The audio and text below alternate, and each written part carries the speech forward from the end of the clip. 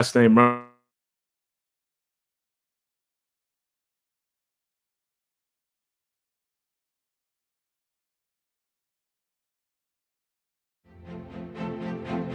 Empower your leadership journey with the CEO series.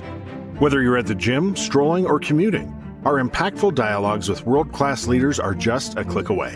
Immerse yourself in the minds of visionaries shaping today's most influential companies and innovations. It's not just an interview, it's a masterclass in leadership. Don't miss out. Available on Apple Podcasts, Spotify, and major streaming platforms.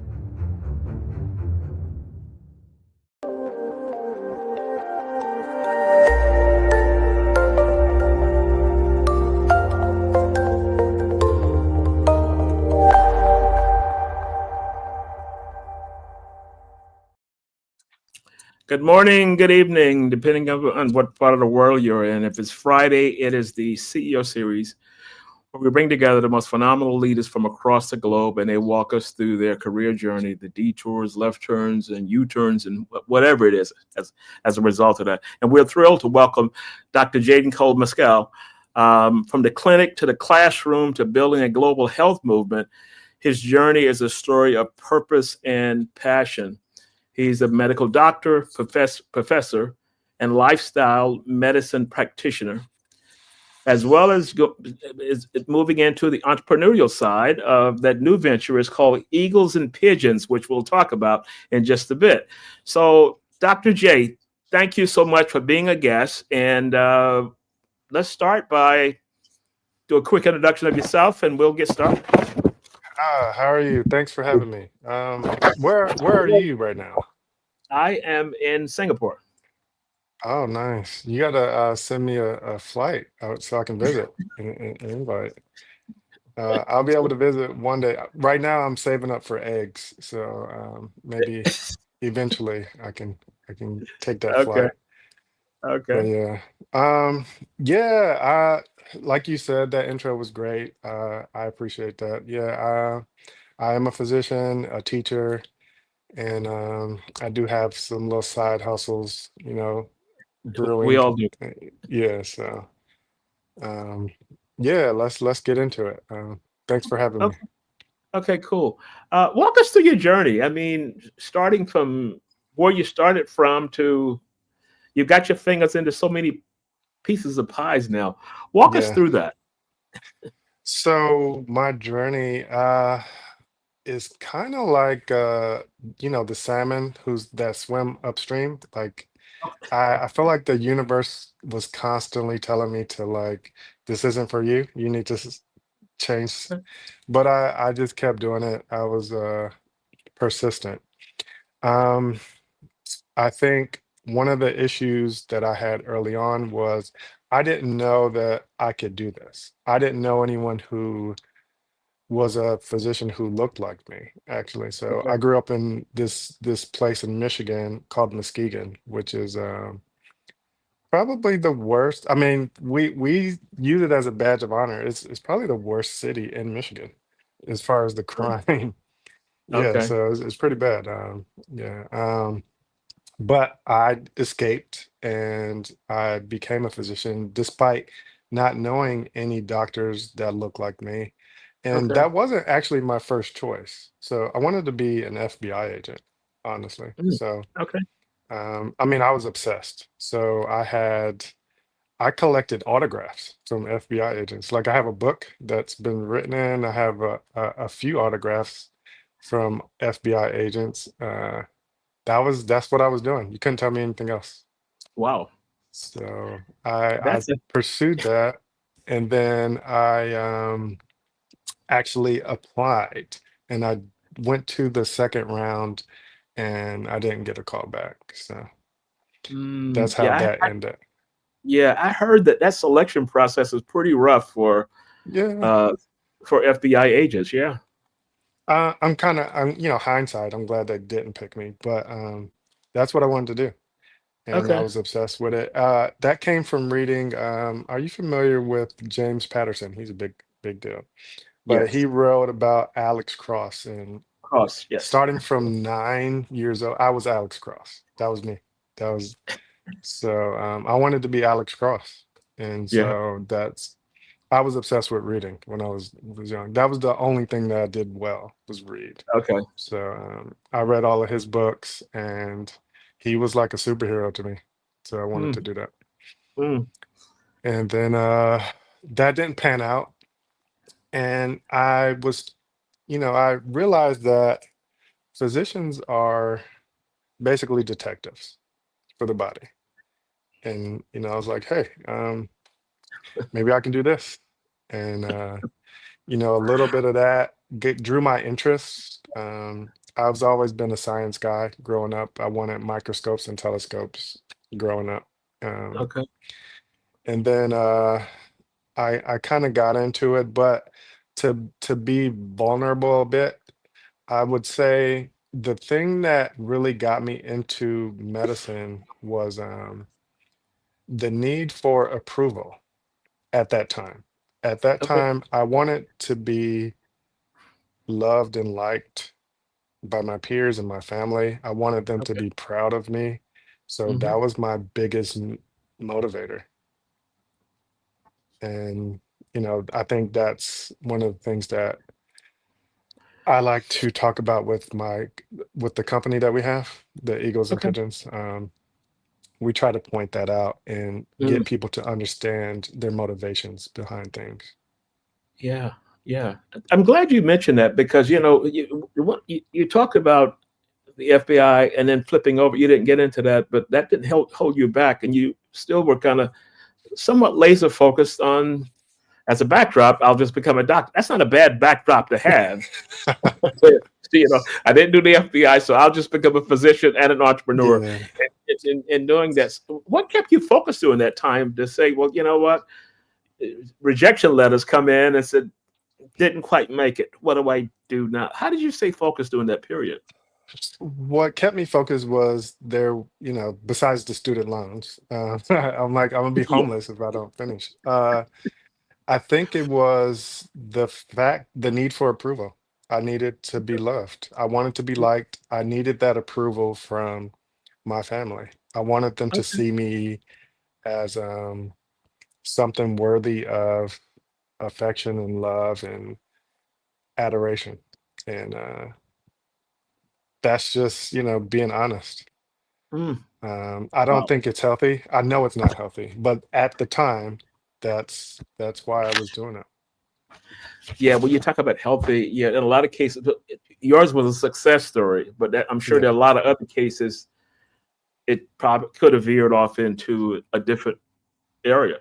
It could have. I think one of the things with these professions, like medicine and law in general, I think that a lot of people that I've met are just like me. They're doing it because their parents want them to do it, or Mm, they yeah. want that, approval from X, Y, and Z. But I think the switch really comes. I know it came for me when I realized that that doesn't matter.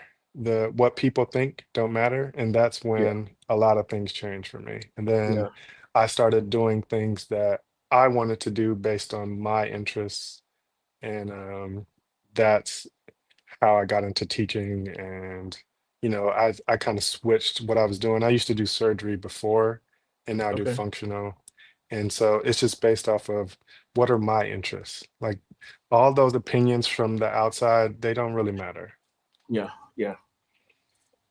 How did you zero in on that? You said, you know what, this is going to, because you had a passion for this FBI thing, and Mhm. then you flipped it and you said, okay, this is going to be it. And you just put everything behind making that work. How did you stay focused during that time? Because I'm sure doubt, we all have doubt. We all Mhm. wake up and have all these things that's kicking us and trying to figure it out. Yeah, what what kept me focused was a lot of Adderall. No, I'm joking. But uh I've been diagnosed with ADHD. I have this. And so I I learned based on research and being taught and speaking with others and reading a lot of articles um that it can be used as a superpower if you understand the mechanisms behind it and the reasoning Mhm. for your brain to work this way. So we look at things as like a disability, like ADHD, I'm a problem in the classroom, but I'm not supposed to sit still. So Okay. I should be in a place where there's a lot of buzzers going off, a lot of bells and things happening at the same time. I thrive in that environment. Okay. So the ER, the operating room, there's all kinds of stuff happening. And so I'm calm when that happens. So you have to learn to use those things that people see as, a disability and flip it to your benefit. Wow. And We've that's had one of the things that I learned. Yeah, we've had two or three doctors on the show, and one of them is an emergency room. She said the same thing. She's with all the chaos going on. I'm at my calmest. Yes. I'm at Zen whenever this happens. It, Yeah. And I so used to get in trouble for like multitasking. So I'm doing my homework or I'm doing work, but I also have the radio on and I have the TV on. And it's like, don't mess with my stuff. And they're just like coming in like, how do you focus? I'm like, I got it. Like I need this. okay, This keeps me calm. And without that, what people don't understand is my brain's going to do this anyway. It's going to make up a show. It's going to okay, start humming music that's not even mhm, on. So okay, if I have those things, it kind of takes away my brain wanting to make up stuff to do on its own. So it okay. kind of keeps me focused that way. It's hard to Wow. explain, but I'm sure the ADHD community is like, yes, I I, Yeah, I hear you. Yeah. that's absolutely amazing. Being able to do, was that kind of the Kickstarter for Eagles and Pigeons? Eagles and Pigeons came about when I was in a coffee shop and I was looking around, sipping my coffee. I was in England at the time, and I looked around, and everyone was sitting with someone, but they were also on their phones, and no one was having genuine conversations, genuine connections. And Mm, I think that's where I got pigeons from. I was like, everyone's a pigeon. I'm surrounded by pigeons. I okay. think that I think the pigeon term, isn't it? It's not derogatory because pigeons are quite smart. Yeah. Um, they come back, homing pigeons, all that stuff. But so don't come at me, pigeon community. I just used it as it's the majority.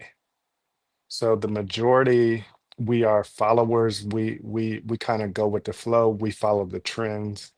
And I said, I've never really been like that. And I understand why people are like this. And that goes back to one of the reasons I said that I got into medicine in the first place was to appease others. And Okay. so once you get to the point where it's like none of this noise factors in, I'm an individual. I don't Yeah. care what you think. What you think doesn't matter. Mm, Um, Now I'm an eagle. I'm gonna fly alone. I'm gonna do my own thing. okay. You all you pigeons can be together and do what everyone else is doing. I'm gonna go against the grain and be by myself and do Mhm. what I really want to do. I don't care about the trends. I've never been trendy. My t-shirts come from Walmart. I just wear what I want. I don't care what designer Yeah. or what's in style. I like what I like. I still listen to Outkast. I do my own thing. That's So cool that that's where you're the able. name came from. That's where the name came Okay. from. Okay. So is that an outreach to organizations or schools, or who's your client base? The client base is so people who want to be healthier, who want to understand why they have what they have, and I think it's more like if drugs aren't for everyone, and Mm, prescriptions don't really solve all the issues, and a lot of the times they're unnecessary. So mhm. I'm not gonna knock down Western medicine. I think that it has its purpose, but at the same time we don't focus on preventative here, especially Okay. in this country and Yeah. in America, because we're all about profits. We need to Mhm. make a lot of money here. Yeah. So, and I realized that practicing in a different country that has universal health care, and the government pays for you when you're sick. So they're going to do things very differently than a place where they need to collect profits. Yeah. And so I like to focus on fixing the underlying issue versus putting an expensive band-aid on something Mm, temporarily. yeah. Was that concept hard to sell? I don't want to say sell. That sounds too commercial. Was that concept hard to get the medical community to buy into it? No, because most of us go into medicine for that reason. We want to fix what's going on. Okay. The majority of us got into it. We don't know what we're getting into. So we all watch Grey's Anatomy and we're like, oh, I want to do that.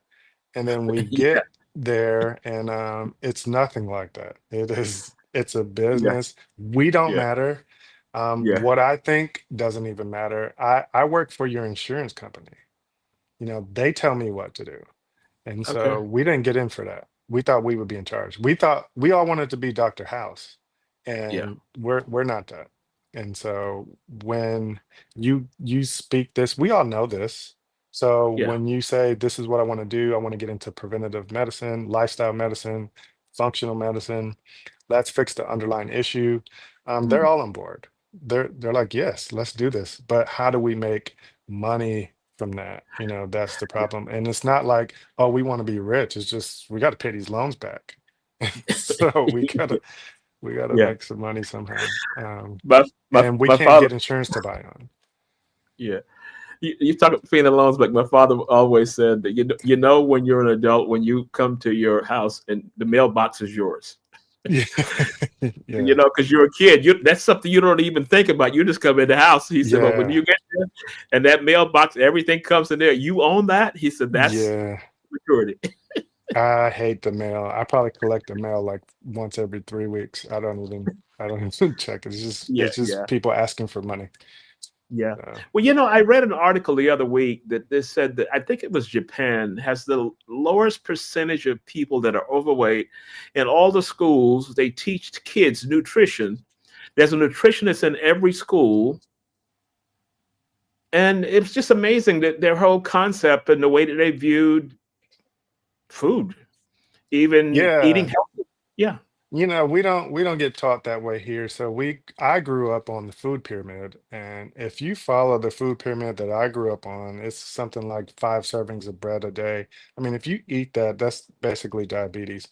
And Yeah. but once you go into it and understand who made the food pyramid, who said breakfast was the most important, Kellogg said that because they were Yeah. trying to sell cornflakes. You just got to follow the money. And Okay. you mentioned Okinawa. It's a blue zone over there. Okay. And I think there's 7 blue zones. So these blue zones are places in the world where they have the most number of octogenarians, people over 80. Um, they're all, their BMI is pretty low. They're healthy. They're movable. They're not just 80 and like in wheelchairs. They're active. They're out here dunking on people at 80. Yeah. Maybe not dunking, but they're Yeah. they're Yeah. very I active. get the drift. Yeah. Yeah. So yeah, those people they focus on quality of food and not Mhm. trying to be so convenient. We focus on Okay. convenience. And Okay. everything's microwavable, it's quick. I can just open this wrapper and eat it. They don't have that. They Yeah. have to take their time with their food and Yeah. eat real food. And I think the culture matters. So we eat by ourselves. We eat fast. We don't stop to eat. We keep working while we're eating. All of that Yes. stuff matters. Mm. Mm. And that's something that they don't really do over there. Yeah. So Yeah. if you go to Spain, they shut down at 12 o'clock to eat. Yeah. For everything shut down because it's Mm. time for lunch. It's time for a break. It's time for that balance. Yeah. That's Yeah. something we lack. And Mm. they do it as a community too. So they eat Mm. together. So they're eating, they're talking, they're relieving cortisol levels by just Yeah. just having conversations, having that community. And we do Mm. that maybe Thanksgiving. And even then, Thanksgiving can be like chaotic. So it, It depends depends where you upon the go. family. That's a Yeah. whole other issue. That's another show, Yeah. in dealing with that. You know what I wanted to ask you, as you're talking, you're going through all of these transitions. hmm How did you stay grounded? I mean, what was the North Star that said, I'm going to keep focusing on this? Because that's a lot of the things that you've talked about could be a distraction. You could have, well, because of my medical condition, I can't do that. I could use that as a crutch. And because I hmm didn't go here, I'm going to do this. How did you stay grounded and focused? I had some cheerleaders, and I didn't want to disappoint those people. So my grandmother and my uncle Ron were probably my biggest cheerleaders. So Okay. and my uncle Ron in a different reason. So he is the patriarch of our family. So I Okay. grew up, I wanted to kind of be him. Okay. He was very successful businessman. He ran these hair products. So they Okay. called Motions. And so he was running that. And he made a lot of money. And so in our family, anything we did together, it was his project. He paid Okay. for it, he was the beneficiary. And then anyone that had any kind of issues would go to Uncle Ron. It's like this mafia boss, but we just Okay. we just didn't kill people. Yeah. So Yeah. but he was the patriarch, and I wanted to be that. I was like, I want that responsibility one day. Mm. And so, but coming from him, he used to call me doctor when I was young, when I was very young. Really? And that did so much for me. Um, Mm. he doesn't know how much that like motivated me, but him calling me doctor every time he saw me, he would give me Yeah. some money, call me doctor, and I'm like, I have to do it. I have to do Yeah. it now. I mean, and then my grandmother always knew I could do it, and I think I just didn't want to let them down. And, Yeah.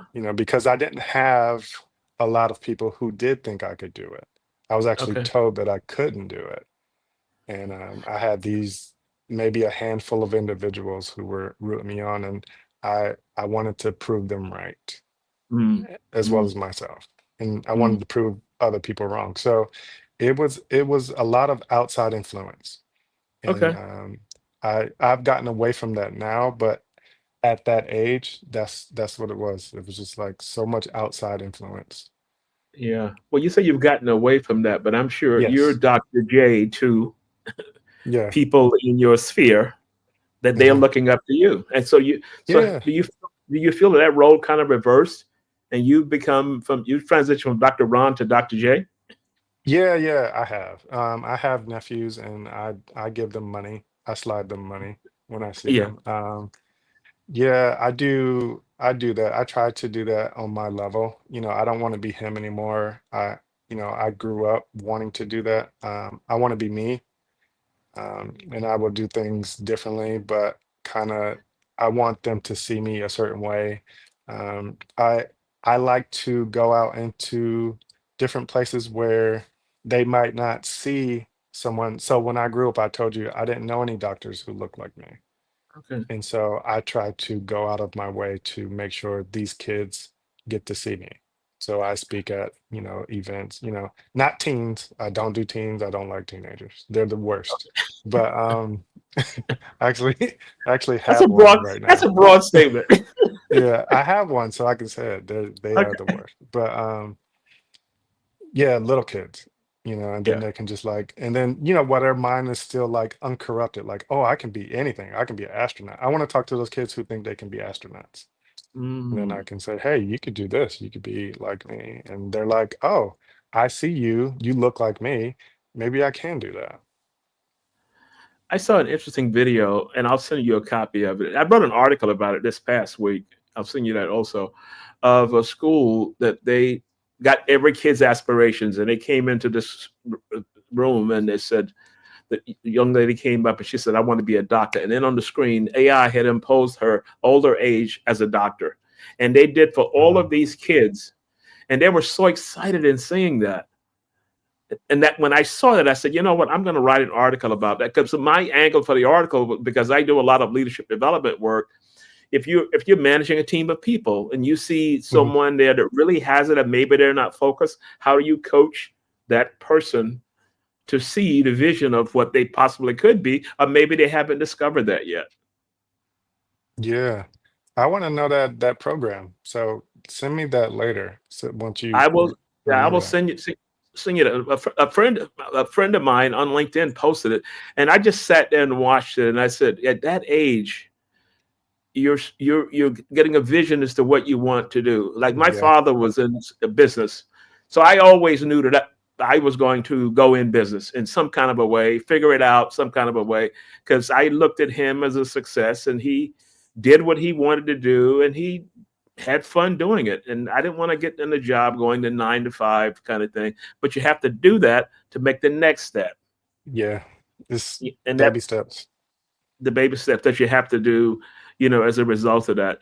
So how do you, getting back to medicine now that you've got all of these things that are going on, what does your leadership style look like when you're managing a team of people? Because of your background, you've come up in a kind of a different background, and you're managing people or inside of the operating room or whatever it is.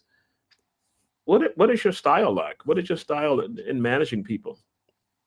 So I lead by accident. Let's say that. So Okay. I don't intentionally set out to be a leader. Okay. I think I just do what works for me and what makes sense to me, and that Okay. kind of permeates. And they're just people notice, and they're like, "Oh, I like how you're doing that. I'm going to do that too. Tell me about Okay. this." And I end up just leading by accident. Like I said, like I kind of just do what's efficient. As far as managing, uh, I think the biggest thing with managing people is to let them know that you care. They have to know that you care before they listen to you, Hmm. um, or before your words are effective. So Yeah. they can just do what you tell them to do, but Mhm. if you want them to care, they have to see that you care about them, and then your words hit different. Yeah. So Mm. they soak it up because it's like, okay, this person cares about me, so what he's telling me to do, even though I don't Hmm. want to hear it, is because he cares. He coming from a place of care, and Mm. that you know, you need to do a lot of things for people to understand that. So I think treating people as equals, knowing everyone's name, no one's beneath you. You need to know the cleaning people, the cleaners, um, everyone in between. Everyone matters. Everyone has a role, and it's not my role is better than the nurses. The nurses know how to do things that I don't know how to do. I know Mhm. why I'm doing it. So Yeah. I'm not good at drawing blood. I Mm. just we don't do that. We don't get taught that for real. Yeah. Um, Nurses are way better at doing that. But once I get that blood, I know what I'm going to do with it. So that's my role. But your role Hmm. is to take it. That Okay. kid or this lady, she's 95. I don't want to, burst her veins. So you Hmm. deal with that. Give me the blood. I'm going to do my part. But we all have roles, and it's not like, hey, this dictatorship, like I just do what I'm saying, do what Yeah. I'm the boss, I'm in charge. We're all in charge. It's a collective. Yeah. And I think that changes the mindset. Once everyone feels like they're part of something, Yeah. you don't have to do too much. Yeah. I always go back to, there's a slide that's called the iceberg of ignorance. Mm, And that's based on, if you're in an organization and you're trying to figure out what the problems are, the lower you go down on the totem pole, they understand 100% what the problems you're having. yeah. And at each level you're going up, it dissipates to 100%, 80%, 60%. That C-suite, people Yeah. upstairs supposed to have all the brain, Yeah. 10 to Yeah. 20% of what's going on. But that connects Yeah. back to what you're saying, is knowing the key people inside of an organization, knowing Hmm. the people that clean the hotel. I remember when I left Martha Stewart, um, I always come into work early, and I came into work like 7 o'clock, 7:30 on my last day. And there was a cleaning lady standing near my office. And this is strange because normally they're gone by the time I get there. And she said she heard that I was leaving and she just wanted to spend some time with me because she said, of all the executives here, you would always, when you'd see me, you'd always greet me and you'd always treat me with a kindness and respect and all this kind of thing. And I really got emotional when she was talking to this because, you go through your day doing things and you Mhm. don't know the impact you're having on people. And that's the exact same thing that you were talking about. And she was one of the cleaning ladies who would come in and we sat there and talked for maybe an hour. And then she left to go home to Brooklyn. And that was the last time I saw her. But exactly what you said, understanding people and getting to know people because everyone is having issues and whatever it is as a result of that. And that kind of Yeah. anchored to me that said, you got to do more of this and trying to connect with people in the organization. So when I work with leaders, I said, who do you know at your level, this level, go all the way down to the bottom. How many of those people can you have a conversation with that Mhm. their kids are playing sports or whatever it is? And that Yep. was my learning point. Yeah. And you don't realize how people see you. And yeah, I think it's important to understand, like, once you get to a certain level or you have a certain position, that comes with responsibility. And you Yeah. have to be aware that people see you a certain way. And so your actions have major influence.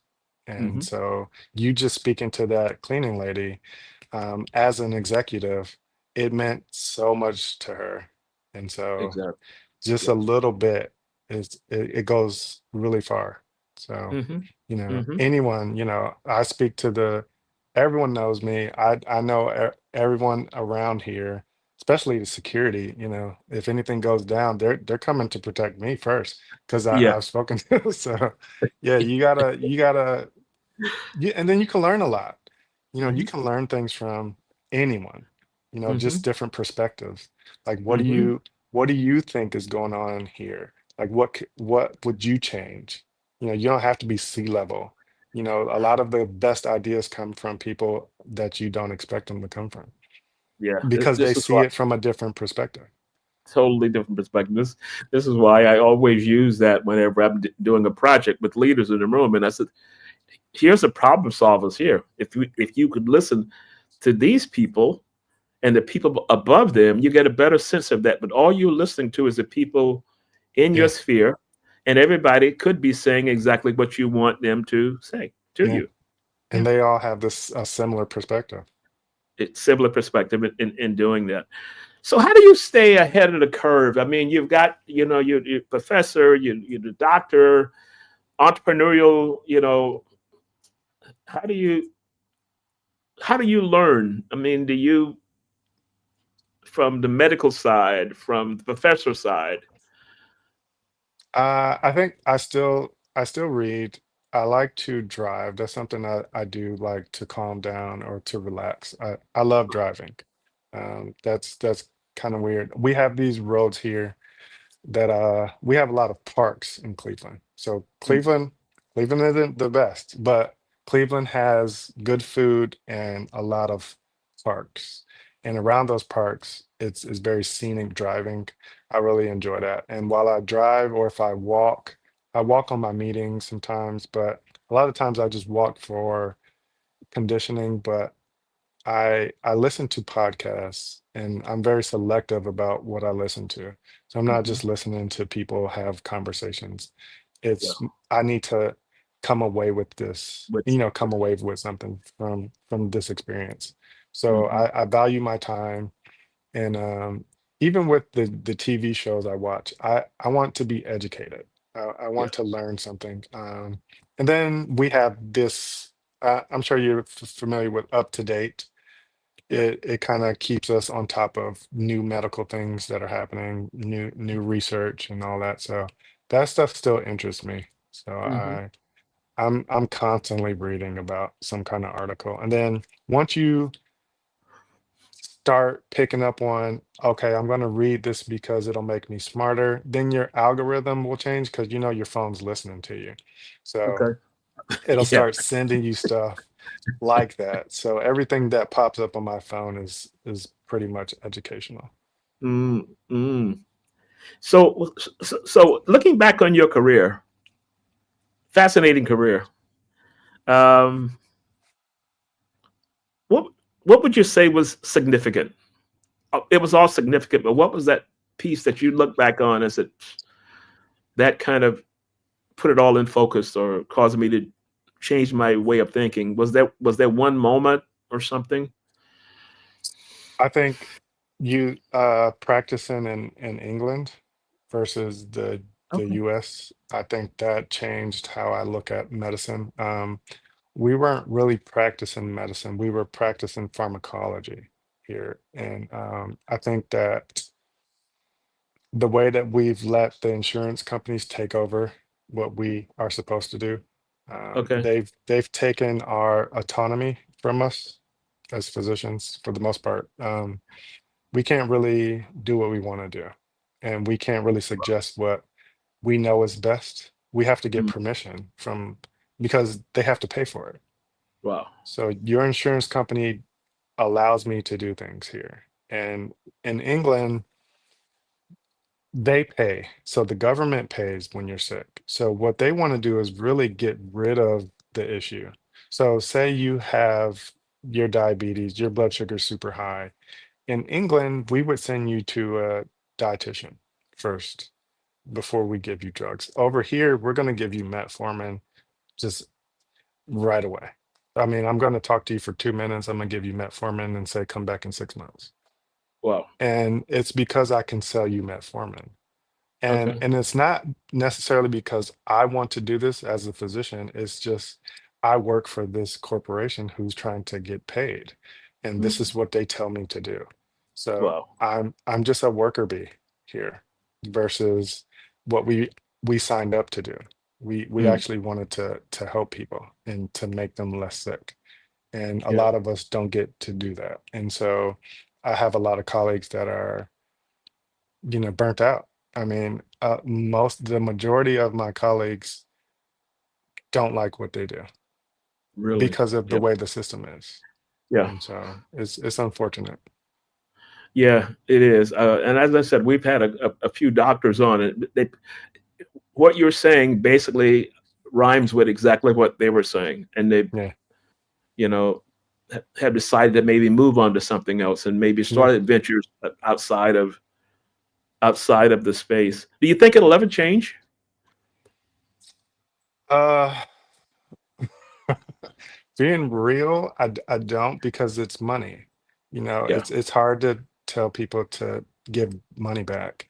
Uh, I don't see it really changing because it produces so much money. Uh, Mm, Yeah, I'm just being real. It's just really yeah. hard to tell people to take less Yeah. That's money. Yeah. that's. How long were you in the UK? 6 years, 6 years, give or take. Yeah. And you decided to Um, come back? Oh, well, COVID happened, and okay. I ended up coming back after COVID.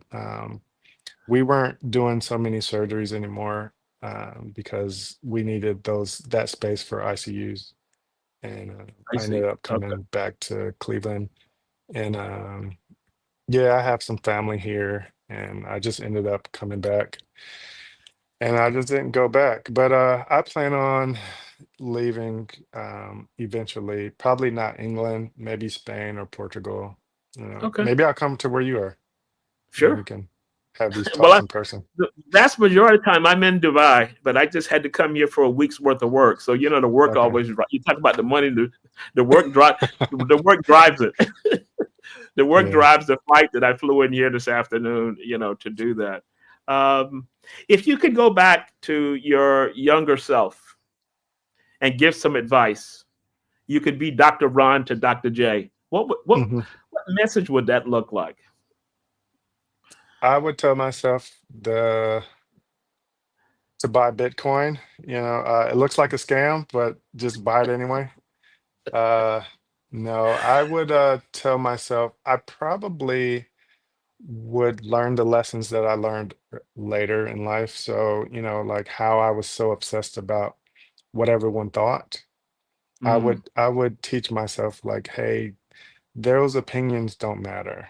no matter. The people who are for you, and the people who care. don't really matter. You know, it's that's the biggest takeaway I think that I learned that changed how I went through life. Like once I realized that outside stuff didn't matter, um, I was free to do what I thought was right, what I wanted to do.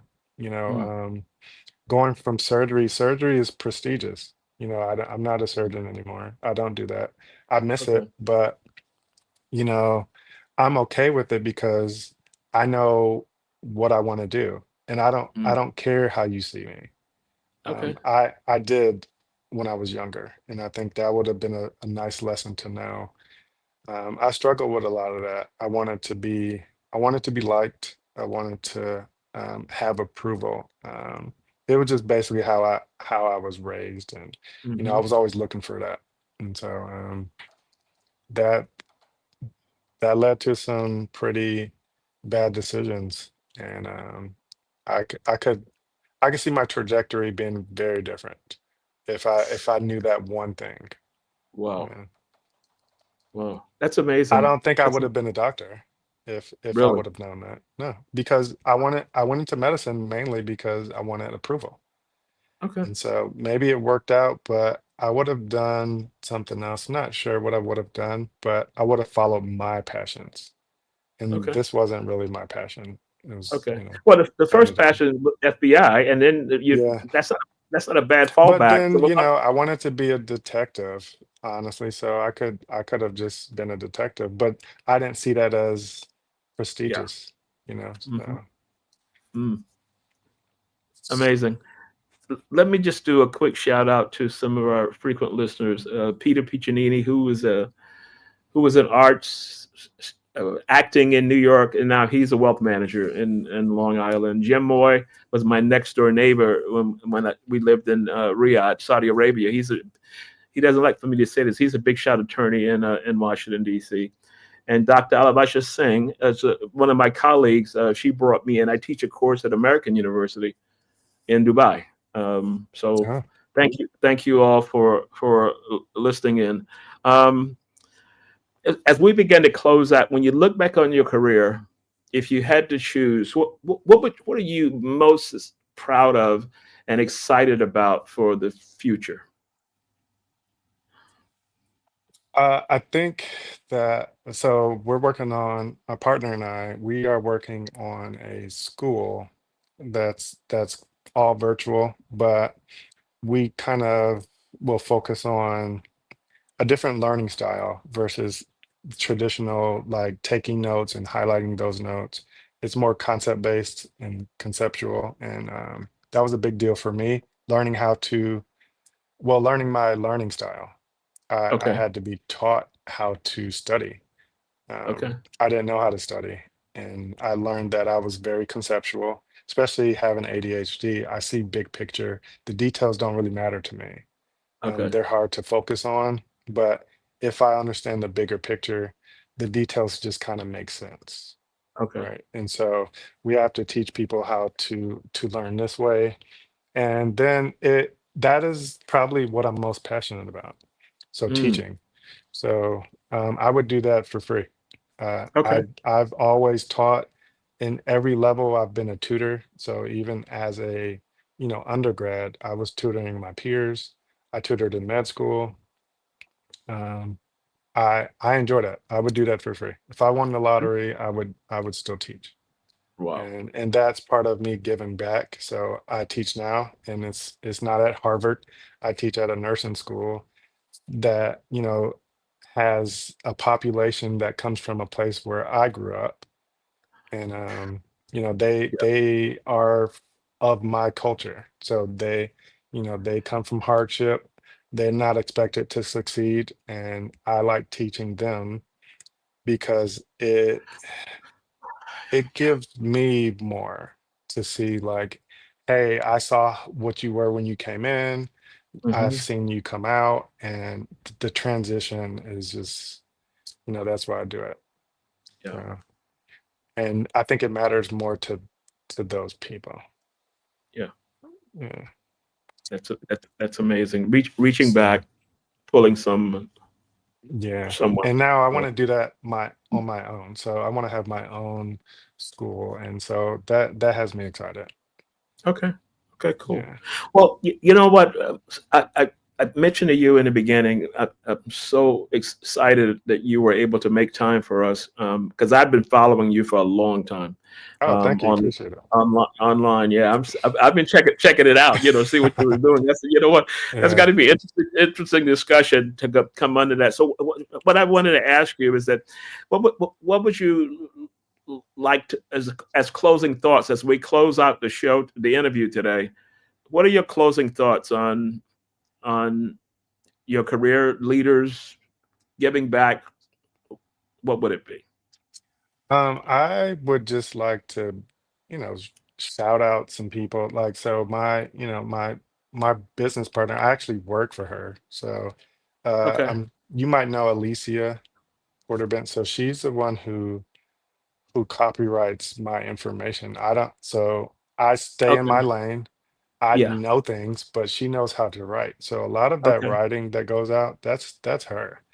That's And her. Okay. my LinkedIn is pretty big. We get a lot of information. We get a lot of clients through there, but that's all her. She started Okay. that. She runs Okay. that. I just do what she tells me to do. So I Okay. wanted to, put that out there. Like, this isn't me. I don't have that kind of time. Yeah. Yeah. Yeah. That's what she does. I do see the comments. I do comment. A lot of those ideas are mine, but she makes it sound, Okay. legible.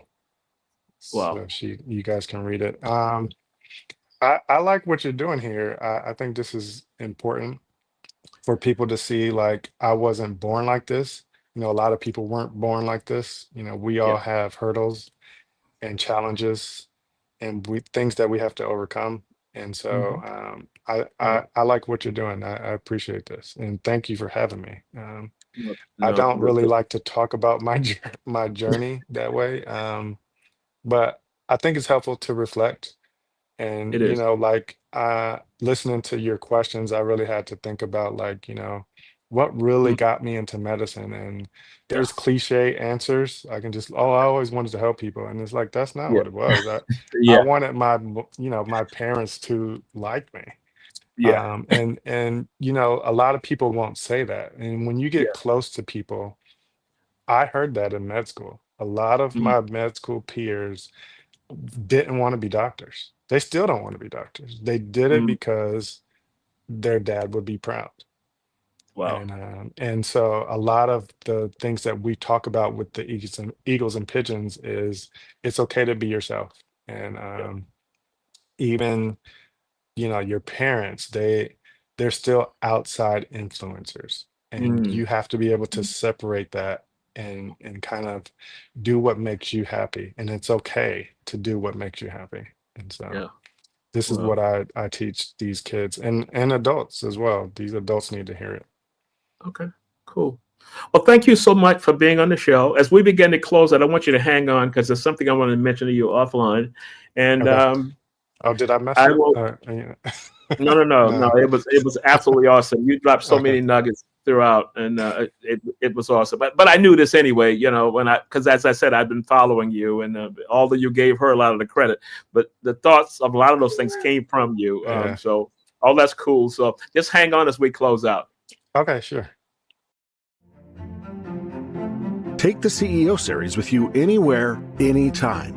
All episodes are now available on Apple Podcasts, Spotify, and major streaming platforms. It's not just an interview, it's a masterclass in leadership.